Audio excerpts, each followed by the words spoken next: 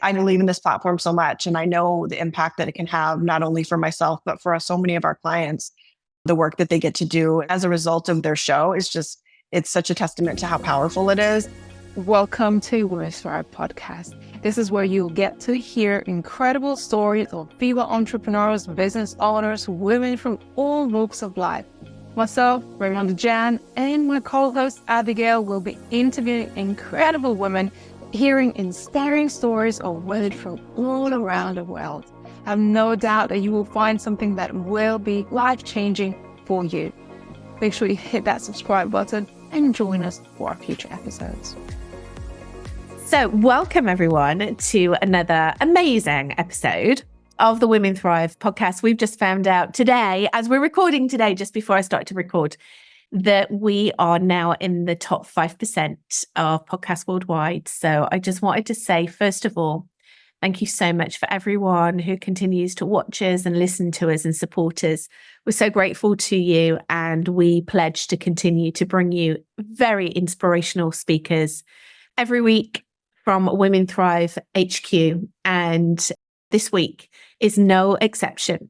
So I would love to introduce you to a wonderful woman. Her name is Gabi Garland. She is an authenticity coach and speaker. She's certified in NLP, trauma hypnosis, and Reiki Attuned. Love a bit of Reiki. And she's also the host of the Resilient Heart podcast. So this is what I love about Gabi. So there's like two sides to her business. So she does this really beautiful and transformational healing work and runs healing retreats with women all around the world and really taps into the gifts that she has been born with and the healing modalities that she has. But then on the flip side, she also runs this amazing podcast production and media company. So I love Gabi because she really represents that we as women are multifaceted, right? We can do all the things. We can bring in lots of different aspects into our lives. So I would love to introduce you to Gabi today. Hi, Gabi. It's lovely to have you on the podcast. Hi. Hi, thank you for having me. I'm excited, especially because who I interviewed with when I was a speaker for Women Thrive last year, around this time, it was in October when we spoke. So it's cool to kind of come a little full circle. So yeah, it's all come full circle and so much to celebrate. I mean, today I'd really love to just find out what's been going on in your life. And I know that the work with your podcast agency, it's really like rocketing, and just congratulations for everything that you're achieving. I remember really clearly when we first met last year, and it's just so wonderful to have been a part of this evolution with you. So congratulations for all the things, doing all the things. thank you. All the things, seriously. All the Sometimes things. I am hair combed and makeup on today, but normally it looks a little more like a dumpster fire because it feels like it's everything at all the times. So yeah. Seriously, you always look glamorous. Oh, thank you. You're always glam in my eyes. Well, I love that for me because I don't always feel it. So I accept that one. I'll take that. Obviously, I know your story, and you spoke on the Women Thrive Summit this year. So as we're recording, this year is 2024. And it was an absolute pleasure and privilege to have you on there to share your story and your beautiful work. But for anyone in our audience who has never heard of you before, never come across you before, I'd really love to hear a little bit more about you and what got you to doing the work that you do. Like this, once I know it's all blended, right? But you've got the retreats that you run and the beautiful healing modalities that you practice. And then you've got this like podcast agency that you run. What brought you to all of that? What's your story? So I launched a podcast and started the process in January of 2020, really not being a podcast listener. I wasn't somebody that did it. I was really not familiar with the platform enough to really have it be something that registered for me. I had a friend that wanted to launch a show. We found that our alignment wasn't really fit. I was like, I think we have very different missions. And so I told my husband, I was like, I don't even know what this looks like. I don't know what to do, but I think I was supposed to have a podcast. And he was like, okay, let me buy you a mic. Let's get him. I love that he will indulge all of my crazy. But I launched a podcast in August of 2020. I had 1,000 friends on social media total. That's like everybody combined. If you put them in a room, there was only 1,000. There was lots of overhang. So it's probably about 800. And Resilient Heart podcast is a 2.5% global podcast. And it also went 111 launch weekend with that much of like 800 to 1,000 people that I had as a social footprint. And so I didn't set out to start up a media company. I set out to figure out how to heal from the things I had gone through. And so that's how Reiki, hypnosis, and NLP was just trying to understand things that I had gone through, ways that I show up, ways that things trigger me. I had just lost a baby shortly before that. And so I was just kind of in a weird place of like, it's kind of like that reckoning. People talk about dark night of the soul. There's all these different things. And so once I started doing this work, I was like, okay, my background is sales and marketing management, business development for 25 plus years. So I'm used to being in corporate sales environments. And so I did a lot of sales and business coaching initially, but what I started to find very quickly was it doesn't matter how much I can teach you about connecting with an audience, follow up, the marketing, copywriting, all of those things. If there's a belief system there that says, I don't deserve to make that much, or I could never be this big, or you grew up in an environment where you were told to play small, or you were belittled about something that you were trying to do, there's a belief system that we end up carrying. And then it doesn't matter how much you spend on whatever you're spending, you're never going to implement. You're going to self-sabotage yourself. You're going to overthink it. You're going to get an imposter syndrome. And so all of my healing coaching came from my business coaching, and it just kind of morphed into my stance is if you get the inside right, if you get the foundation solid, then it doesn't really matter what you go to grow because you're good. And so the Resilient Heart work for healing morphed into podcasting because one of my clients within the healing program I do called Me Season found her voice and was like, okay, I think I want to do a show. And I was like, okay, the person that it's my show, she's cool to do it. I wrote my launch strategy. We can do that. I don't know what else to charge you. I was just like, okay, cool. And I really didn't think much of it other than I'm going to manage a couple of shows. And then it was just client after client either would do Me Season or on a podcast or a podcast and go back into Me Season. And you realize they go really well because when you step out of who you've always been into a bigger platform like a podcast, all sorts of things come up. And so getting to support women with my team that does all the edits and all the tech pieces to help you on the emotional side and the business side of the marketing, it's kind of the marrying of all the things that I always loved to do in my 9-to-5 career. But I just get to make it look how I want it to look, which is honestly probably my favorite. So, Gabby, I love that you're doing that. And again, congratulations for everything that you've achieved. Thank you. The fact that you've followed like the transformation that you've had within your business. So like you've kind of, I know that you're carrying everything with you, but you know, the fact that you transitioned from the business to the spiritual to the technical side, like the podcast and the practical, the strategy. And you're so right about what you were saying about the inner work. We talk about it a lot, don't we? But actually, collectively, where do we put our money? We put our money in the business coaching, the strategy, the funnels, the how to be on a sales call, like all of that. And actually, the transformation comes from within. And I completely agree with everything and can really relate to everything that you're saying. Because, you know, I was one of those people that launched my business like 8 years ago and just invested like thousands and thousands of dollars in the how-to. And then was just there still so poor. Like, why aren't I achieving what I want to achieve? And then realized that all the sabotage and the limiting beliefs and the imposter syndrome were coming from my childhood and a lot of healing around that. So I love that you recognize that in yourself. And then you've also been able to lead other women through that process. It's such important work, right? It is. And I think, like I told a previous client, she actually technically current client, we edited a show for her, but watching the light come back on in women that have abandoned themselves, who have eliminated what their needs and in service of everybody else. And then to watching the light come on where they're like, oh, I have value. Oh, I have worthiness. Like watching that light come on, like that will be the feeling that lights me up forever, whether it's on the healing side or the podcast side, because you get to see yourselves. And when women see themselves as valuable as they actually are, it's going to make me cry because I'm not going to cry today. It's where I realize like they do go together. And it's sometimes I think there may be women listening, they're like, but I like to do this and this. Find a way to marry those two in a way that either makes sense or run them completely separate so that you don't confuse your audience. Because I think sometimes that can happen where you're like, this girl does 17 things and you end up looking messy or kind of all over the road to an audience. But if you find a way to marry them together, I feel like that always seems to help that no like trust factor of, okay, she's still doing her thing. It's expanded. I wanted to talk to you about that actually, because I find it really fascinating what you do. So you've just said there it can either go of one or two ways. You either blend it together so it's this beautiful, multifaceted offering, and that's the way that you position it and market it, and that's all part of like the brand, or you keep things completely separate.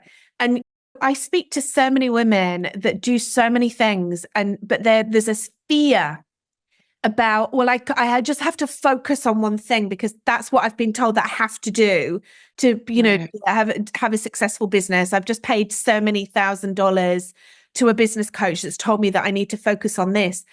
But I really admire what you have created, because you're like, no, actually, these are the things that I love to do.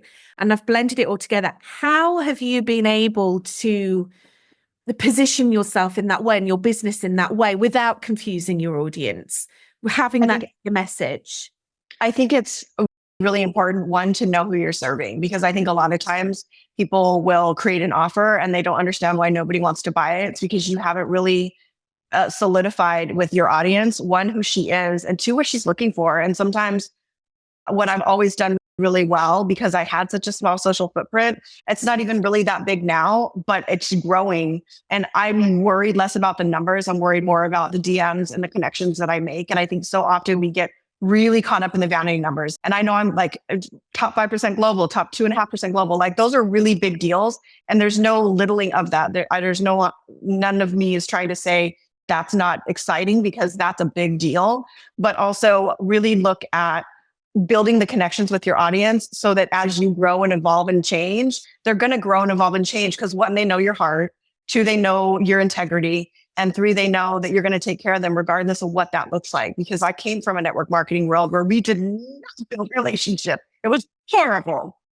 And so I learned, after getting chewed out by a woman that I spammed her DMs, I was like, well, then teach me how to do this better. And I literally bought this first time I did a coach, which was like 13 years ago. And she taught me how to build relationships instead of being a weirdo. And then it was like, it has not mattered what I'm doing or where I'm going with my business, because I make sure that people know exactly who I am, what I stand for, what I'm about. And I think if you can solidify that and your audience really knows you and knows your heart, then as you grow and change and evolve, as we all do, you can do whatever the hell you want, because you're going to be growing with them and they're going to see the evolution. And that's probably the most exciting for a lot of people that in your immediate audience.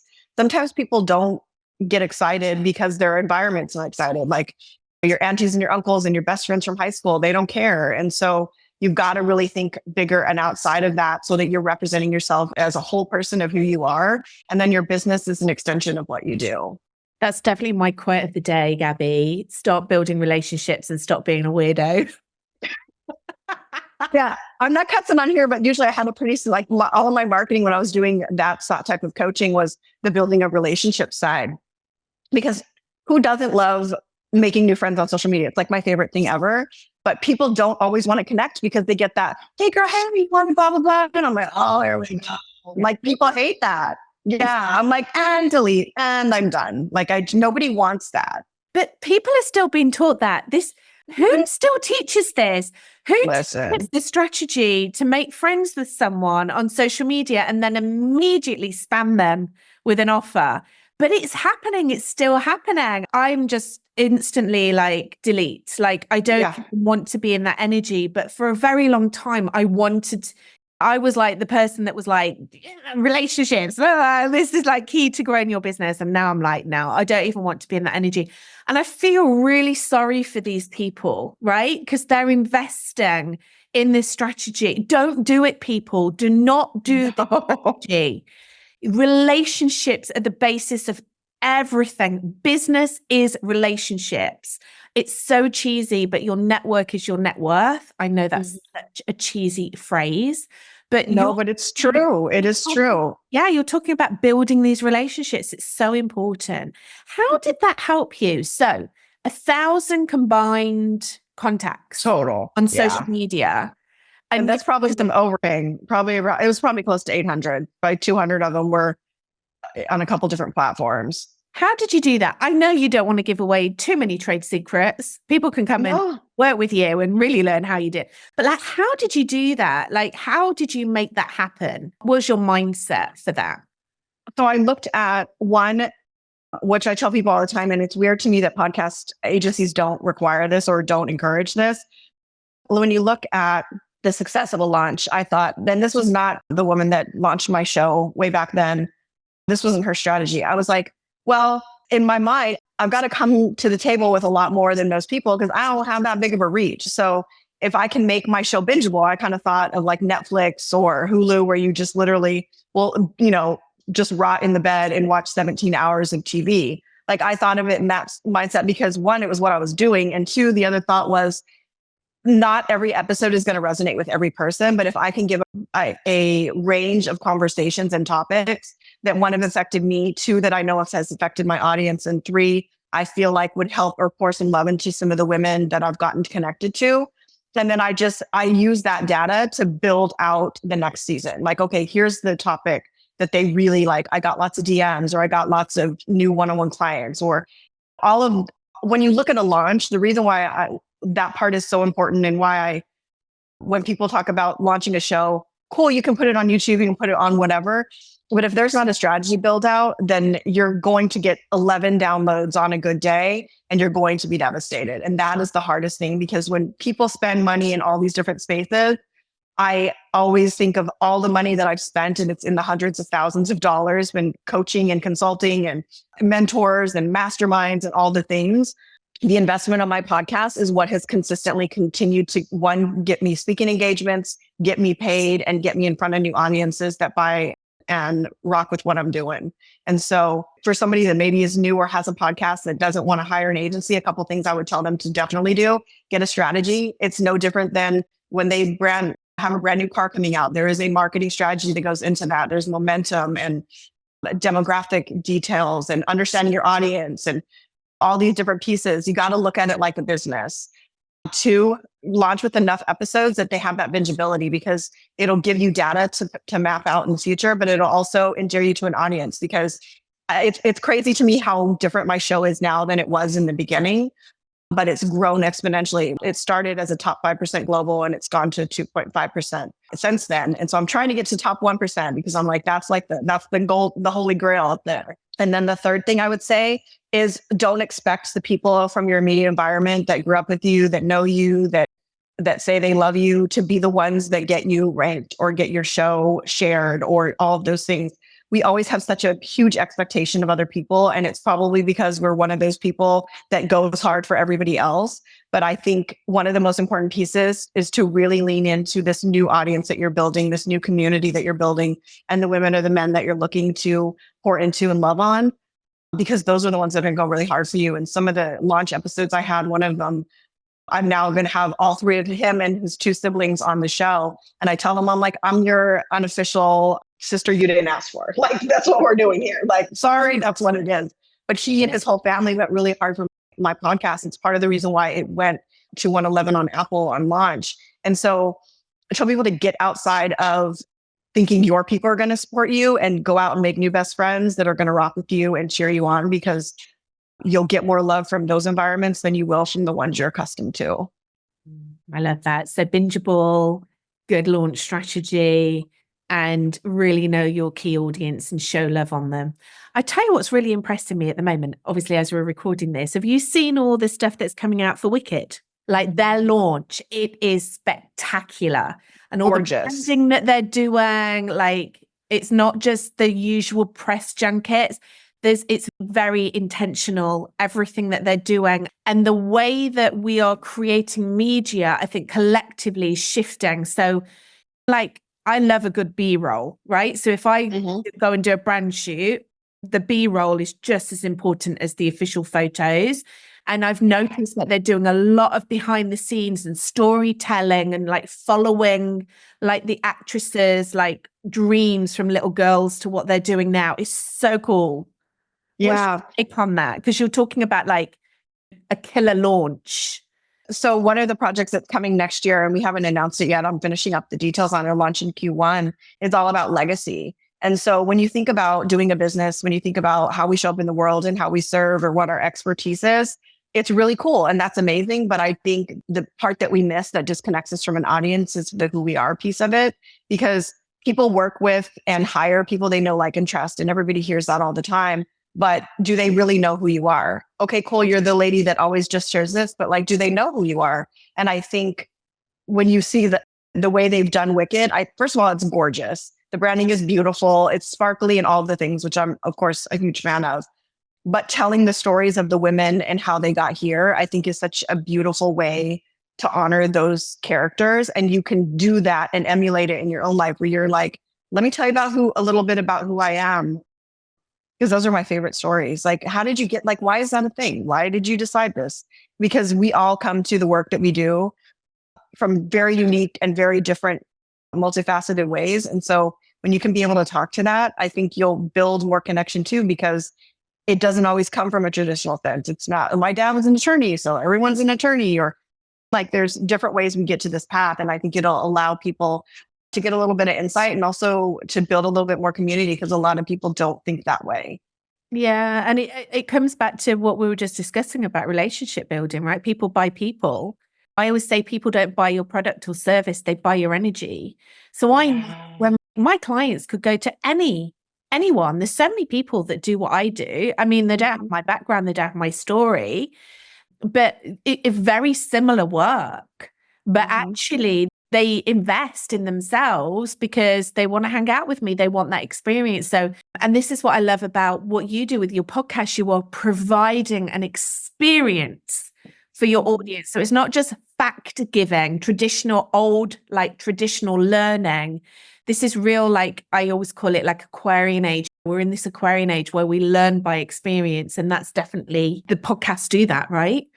Yeah, absolutely. In a really beautiful way, because there is only, and you look at, when you think about the impact of a podcast, on average, a listener listens for between 23 to 26 minutes. And so when you look at the consumption rate and the amount of time that people are clicking on or consuming content is in very small sound bites on Instagram, Facebook, TikTok, it's those 30 to 60 minute clips.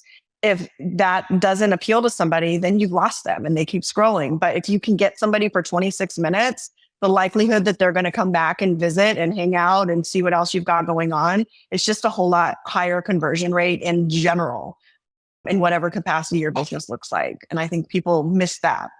Well, we're just about at 26 minutes now, I think. So I hope you're still being entertained. We're still talking.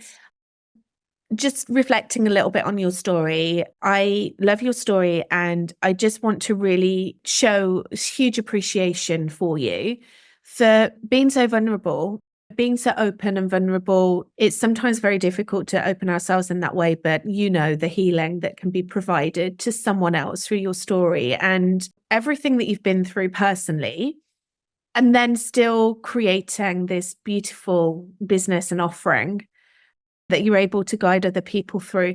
I just wanted to find out a little bit about how you are able to be resilient, right? We face adversity very often in our lives. There can be highs, lows, wonderful moments, deeply sad and upsetting moments. And all the while we are CEOing in our business. Yeah. How do you tap into that resilience? Like, what are the tools that you draw from? A couple things. I have a very small circle of people that have a circle of influence for me. And I think so often, especially if you're somebody who really looked for belonging for most of her life, which was me, I'm adopted. And so that brings up a whole host of belonging and all kinds of things that I had to understand. I think the things that have really rooted me is in faith. During some really tough times, even within this year, I had some neurological stuff going on, and I was on a pretty debilitating medication that was making me suicidal. And it was, had I not had the tools that I have with Reiki, hypnosis, and NLP, I very wholeheartedly understand that I probably would have ended my life. And I don't say that with any type of flippant energy, because my birth father committed suicide. I've had friends that have. So I think I take it very seriously, but it was the piece that helped me stay grounded in understanding that this was a thing that was happening. This wasn't a belief system that I was carrying. And I think a lot of times we can get really stuck in that. So for me, it has been the Reiki healing, the hypnosis healing has been two big strongholds for me. Third, and above all of those, has been having a really incredible husband who has wiped my tears and helped me and been the CEO of the business, helped me figure out all the things. I have never had a partner to this level in my life. And so to be married to somebody who not only sees me and celebrates me, but he supports me. And I think, do I think that we can do all our lives all on our own and independent women? Like, there's no part of me that isn't independent of him in terms of I can stand on my own 2 feet. But it's a really beautiful place for somebody who's got the background that I do in domestic violence and abuse and mental and physical and all of the things, to have a safe space to come home to and to have peace in my house is the other piece that I feel like none of it would be possible without that. Thank you so much for sharing, Gabby. Thank you. And just big up to all the supportive partners out there. So much appreciation. It's so important, isn't it, to have that stability and that support and that safe space. Yeah, it is. It's unmatched. And I'm very grateful. We're at year 7. We just celebrated year 7 this week. So congratulations. Yeah. Oh, that's so cool. On one of our very first podcasts, actually, of this season, Ramonda and I were talking about like the different phases in our lives. And I've turned 50 this year. And I think I'm through menopause. I don't know. Maybe it's still happening. When does it ever I end? hope for you it is, because I'm in perimenopause at 45 and I'm over it. Like, Well, very much. Apparently, Gabby, we have to wait until 60 and then everything is freaking amazing. Apparently at 60, like everything's like, da-da! So Great. 15 years. Yeah. We'll buckle up and commiserate, I guess, for the next few years together. I can really relate. Those times, someone said to me, what was it like going through menopause? And I said, I felt like I was going crazy, like so low. I've never been so low. And thank goodness for the work that I've done, the personal development work. So Reiki, we share a love of Reiki. It's such a beautiful practice. I am such a fangirl of Kundalini yoga. So Kundalini yoga, human design, just EFT, like everything that we were just talking about at the beginning about changing the way that you feel about yourself on the inside, and that physically represents itself on the outside, and then we can create whatever we want to create. Thank goodness for that, because if I didn't have those tools, I don't know where I would be now, because it is bonkers. And yes, thank goodness for supportive people around us that have all that. Definitely. Gabby, it's been so lovely to talk to you today. You too. We normally do these interviews where we're kind of like pre-summit, but now we're post-summit with you. What was that experience like, being part of the Women Thrive Summit and just being part of that community? I'd really love your thoughts on it. I haven't, and I will admit that I have not even had the time to dig in with the community as much as I want. But one thing that I'm such a discerner at this point in my life, because not every environment requires our presence. And so being really intentional about where I spend my time, I've found nothing but the most wonderful people within the community that I've met, with you and with Raimondo, and everybody that I've even talked to within the process was just wonderful. And I think that week was a little crazy. And I opened up my speech with a story that happened. It was crazy that day. And so I think it's really, women need to be on more platforms. We need to be making more decisions. We need to be stepping out of who we used to be into who we really want to become. And so I think it's really cool the work that you guys do, because we do similar work. And I love that, because I think too often women don't think they belong, or they don't think that they have spaces that are for them. And so you guys creating it I think it's a beautiful testament just for women, and I'm all about that. So thank you for that, Gabby. And I think you do get more intentional and very deserving around how precious your energy is. And I'm very particular now about where I hang out, the spaces that I hang out. And definitely for me, Women Thrive is just a wonderful community. And it's so amazing to have you a part of that and to have you on the stage. So thank you so much for all the beautiful energy that you brought. No, thank you. I had a great time, despite the frazzleness of the day and the going to the wrong location. Do you remember that story? Like the guy that had like a diabetic coma in his car, and I was like, how did I end up? You Literally. saved someone's life. Literally, I was like, I should probably drive back by and see how he's doing. But it was this random, and I can't even find the address in my phone anymore. So it was like, clearly that was the reason I was supposed to be there that day. And I'm just happy I made it to my appointment to be on stage on time, because I was like, oh my gosh, this is like an hour out of my way. So it's crazy. Like, Crazy. how's your day? Well, I saved this man's life. I've got my hair and makeup done and this is wrong the stage. I'm here though. Oh man. Gabby, where can our audience find you? Where do you hang out? Where can they connect with you? Where can they build those wonderful relationships with you? Literally message me anywhere. It's just Gabi, Gabi Garland, like Christmas garland, on every platform: Facebook, Instagram, TikTok, LinkedIn. I probably hang out the most on Facebook. It's where my happy place is, but I'm in stories a lot on Instagram. And even if it's just you have questions on podcasting, you're like, hey, can you just give me a couple of tips or whatever? I do like to do that stuff. And I try to carve out time at least a couple times a week to answer questions that have nothing to do with an invoice, because I believe in this platform so much. And I know the impact that it can have, not only for myself, but for so many of our clients. The work that they get to do as a result of their show is it's such a testament to how powerful it is. And so just send me a message, because I'm all about, my team knows, like, you even just DM people all the time. Like, you just talk to everybody. And I'm like, I kind of pretty much do. If I could just do that and nothing else, I would be completely content. So definitely reach out. That's the job title, DMer. Yeah, seriously. I'm here for it. My website should be up by then too. We're having an issue with the domain linking. So It should be up by then. So it's just resilientvoicemedia.com.